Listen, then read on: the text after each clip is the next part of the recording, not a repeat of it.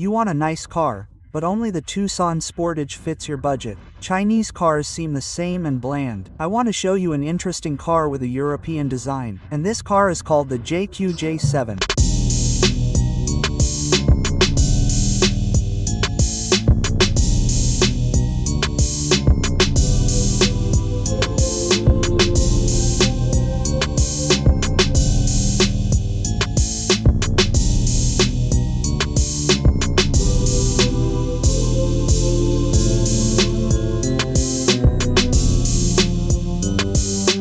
The Jaecoo J7 is a compact crossover, which was created, inspired by full-fledged SUVs like Land Rover and Range Rover.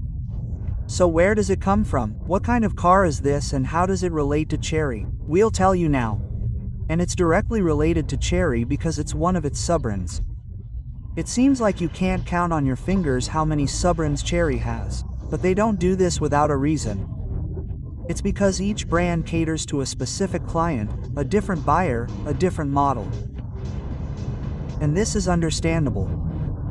That is, the Jaecoo is created for young, ambitious, accomplished clients who want to stand out, want to look bold, and want their cars to also look like premium cars. And the Jaecoo specifically positions itself as a premium car. That is, it positions itself above the Chery, above the Omoda, in the characteristics that distinguish it as a premium car. In China, for example, this car is also sold under the Chery brand. The Jaecoo was named for export. These cars will be sold in Southeast Asia, Eastern Europe, Australia, and some Arab countries. And the CIS countries are not overlooked either. Thank you for that. Now these cars will also delight us.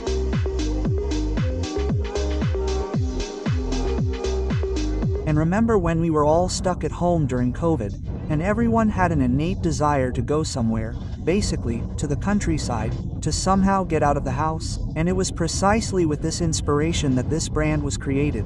So, this car positions itself for the post-COVID era. We decided to make a car that can go out of town, and even go off-road. And at the same time, it will look stylish in the city. How does it behave off-road? We'll show you a little later. You'll see it in the video. We'll lift it out of the way and drive it through the mud. We'll see how it behaves. The most interesting thing I read about this car is that the ground clearance is stated to be 195 millimeters. Seriously, I need to check that out.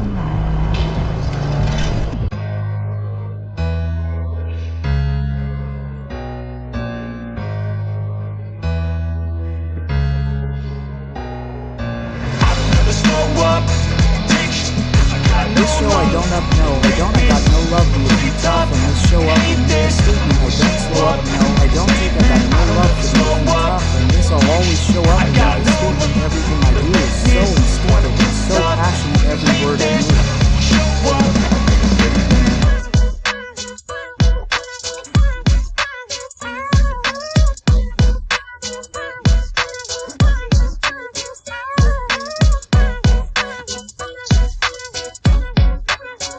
Immediately transmits torque to the wheels, and you can feel the power being transmitted as it should be directly thanks to the turbo. We are in 4x4 mode on regular winter tires, not mud tires. These are some kind of tires, regular winter tires for normal city conditions. If it had been on the AT class, of course, we could have seen even more of this car's potential, how it handled, but the car didn't touch the bottom anywhere, although it was throwing me around quite a bit here. If the weather had been dry, we would have jacked the car up so that one or two wheels were in the air and seen what the engineers claim about the car being very well prepared for metal-to-metal distortion. That is, if you open the trunk, it won't even touch the body. And most importantly, you can get out of there, no matter what condition your car is in, without getting your pants dirty and your hand grips cleaned too.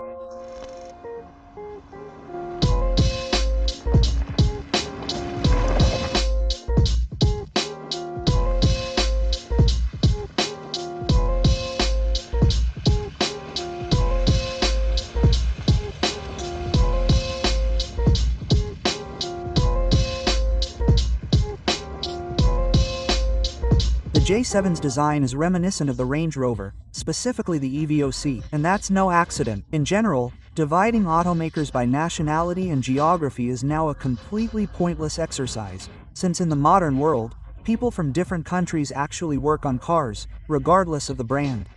For example, until recently, a Chinese person worked on the design of American Cadillac cars.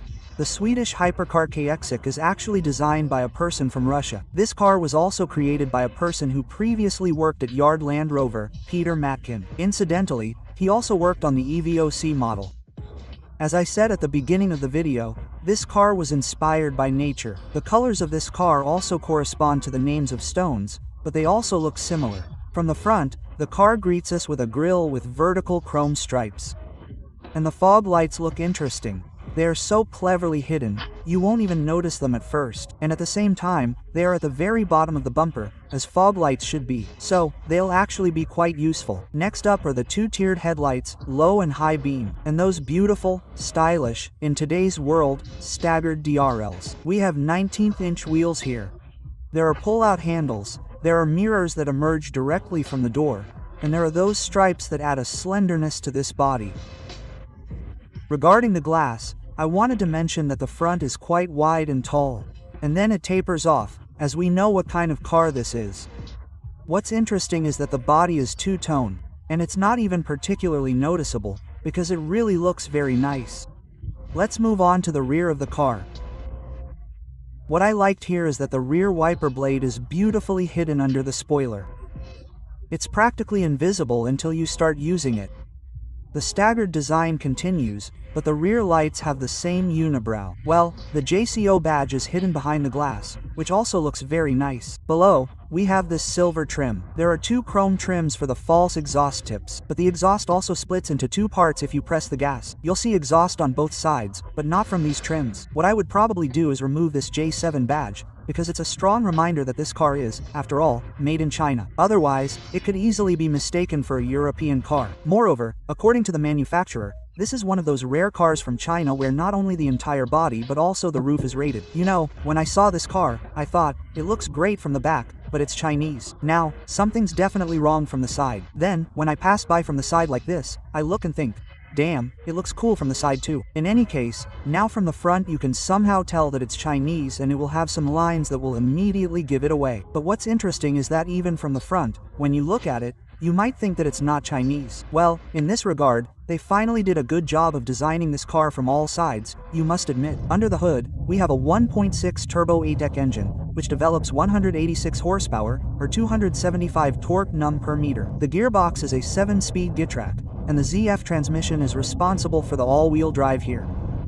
It has 7 driving modes that are switched here on the washer. Drive select. It looks very beautiful. What an animation. The mode is off-road mode, sand mode.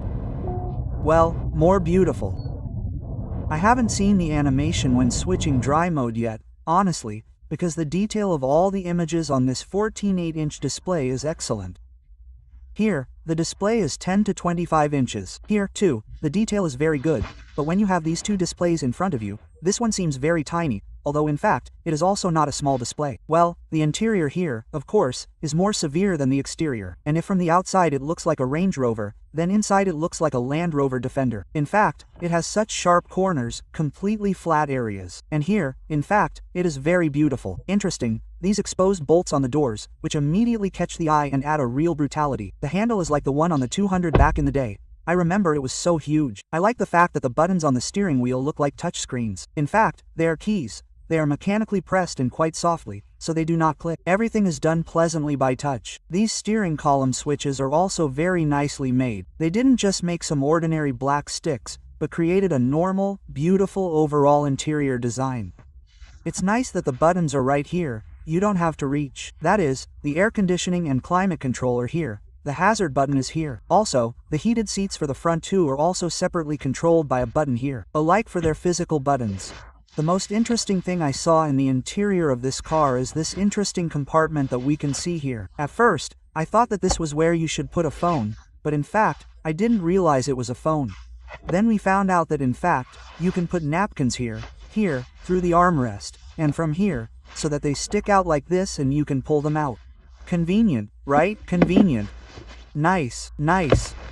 And this hook, look, this hook. Oh, it used to be it wasn't particularly noticeable anywhere, but here it's so well done. Well, this Poland Rover. Special attention to the selector handle. I can't say that I think it's super uniform here, but overall it's there and it's good. What was interesting was that in mechanical mode, to switch to the gearbox, this plus-minus switch on the left, the Tiptronic, you have to press and hold it on the left, and from there you can't shift into reverse. That is, you have to press and hold it again so that you can shift back. Also, about this central mirror, I wanted to say that it's a fisheye type. Like when we were kids, remember, they had this in minibuses, it was right there, so you could see the whole interior. They did the same here. What amuses me is the stitching here. Previously, stitching was done only on those who actually had leather dashboards. Everything was stitched, but here it's rubber. And essentially, this stitching is just a decorative element. Here, too, it's very soft, or rubber. It's also not clear. It's made to look like leather. It's actually very difficult to tell materials by touch. It used to be clear, soft or not, leather or not.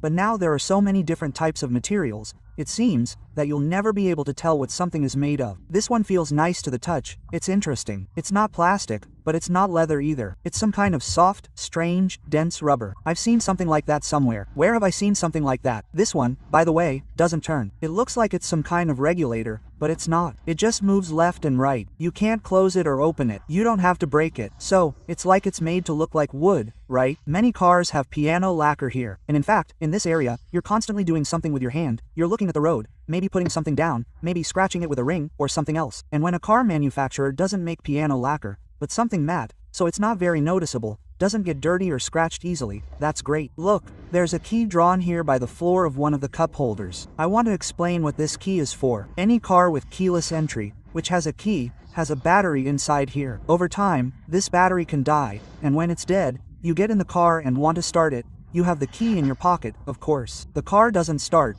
it doesn't recognize the key. That's what it's for. Even if there's no battery there, or it's very dead, if you put the key right here, it happens after a year or two of driving, that the battery dies. If you put the key here, then you'll be able to start the car. That's a life hack. This is further proof that modern cars are gadgets. Remember, we used to pull out a curtain like this at the top of our tablets so we could turn off Bluetooth, Wi-Fi, and other things. Now it's definitely here. You can also turn off various systems in this car, which you can also turn on auto hold, turn off USB, so that when off-road, we set the 4D mode and immediately turn off the ESP for this too. Oh, come on. What does that mean?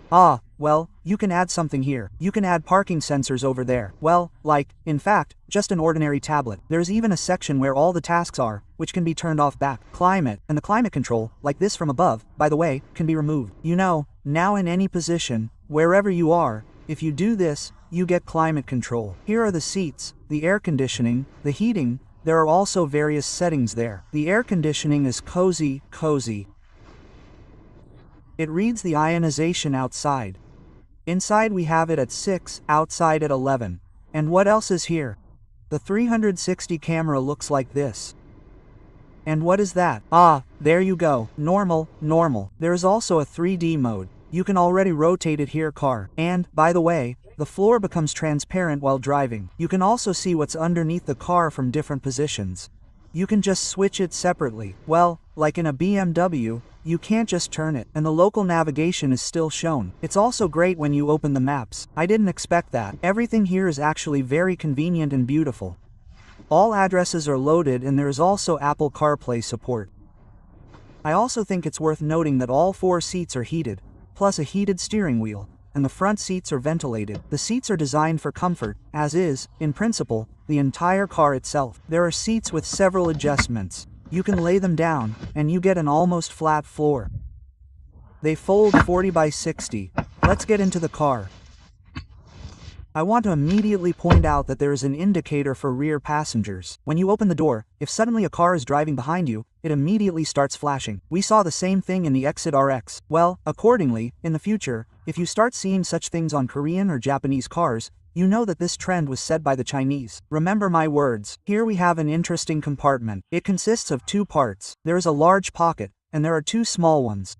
Well, they paid attention, they made it convenient. There's also, well, naturally, there's an armrest. The panoramic roof extends right up to here. Here we have the climate control deflector. A little lower there are 2 charging ports. And a big thank you to Jake for the fact that there are physical buttons for the heated seats. Let's move on to the trunk. There's lighting here. The warning triangle is so cleverly, beautifully hidden in the door itself. Next, What do we have here? There are 6 hooks like these. You can hang the net however you want. There are 2 more plastic hooks on the sides, and there is also a 12 volts outlet. And here are the different compartments here. Here. The spare tire is full size. This shelf here, it should also be mounted on top. And the spare tire, besides being full size, also has the same wheel design as all 4. For some reason, there's carpet underneath. I have a feeling they overdid it, because it looks nice. But if you ever use the spare tire and have to put it back here dirty, it won't be very nice, because all that dirt will end up on the carpet, and it will be difficult to clean. Overall, I can say that they've used every square centimeter of space in this trunk very effectively, because usually, even here, there are just wheel arches and nothing above them. It's useless space, but here, they've made pockets even above them. It's nice and great, and here, it turns out, there's also a curtain that closes. The trunk opening height can be adjusted, and it can be adjusted directly on the central display. Well, that's basically it. Here's the button for closing the electric trunk.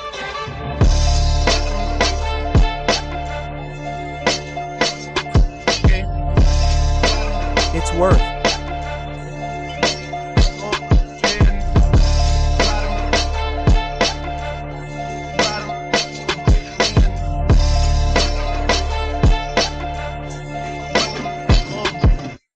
Noting that this car is built on the same chassis as Chery Tiggo 7 Pro Max. The main differences are probably the exterior and interior design, but technically, they're identical. The Tiggo 7 Pro Max is currently the best-selling Chinese car in Kazakhstan. If you want to buy a car that's unique, stands out, and isn't like everyone else, then there's a great option for you, the Jaecoo J7. Well, look, by the way, you know the question. I was looking at car wheels yesterday, and I specifically looked at the Range Rover Evoque, because it looks just like it. How much? What kind of Range Rover R Evoque can I get for 4.5 million or 15 million? What would the minimum cost be? The Range Rover R Evoque will be 9 years old, while there are 2015 and 2013 Range Rover Evo Qs and Evo Qs. Of course, they're different cars, I understand that. But maintenance won't be cheap when your car is 9 years old. And basically, if you want a stylish car like this, which will be like a Range Rover in style, but you don't want to pay exorbitant prices for its maintenance and have a 9-year-old car, especially a Land Rover that's 9 years old. I don't know, it's a real lottery, and here it's a new car. Well, basically, you get the same car, also a crossover, with about the same ground clearance. Here, it even seems to be higher. The same systems, that is, all the assistants are there. There is an audio system, the same trunk, and there will be about the same amount of space in the back. Yes, it's a little, perhaps, not as premium a car as the original Range Rover would be from the factory, but it's not like it's 9 years old. Write in the comments whether you share my opinion that this car is actually stylish. Now you've seen it. Also, feel free to leave comments so that it motivates us to make even more videos for you and find cars for you. This is really how it works. Put bell, likes, and definitely a comment. Don't be lazy. That's it. Bye everyone.